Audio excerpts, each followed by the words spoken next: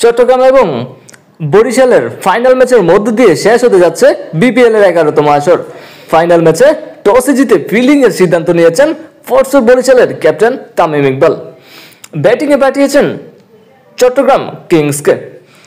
দুই দলেরই প্রকাশ করা হয়েছে প্লেইং 11।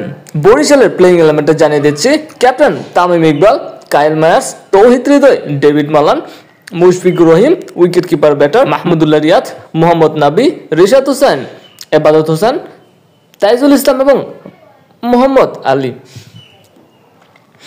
জানিয়ে দিচ্ছি চট্টগ্রাম কিংসের playing 11: Parvez Hasan Emon, Naim Islam, Graham Clarke, Hasnain, Mohammad Mithun, wicket keeper captain Shamim Hossain, Khaled Ahmed, Arafat Sunny, Shoriful Islam, Binura আফান্দান্দা এবং খাজা নাফে।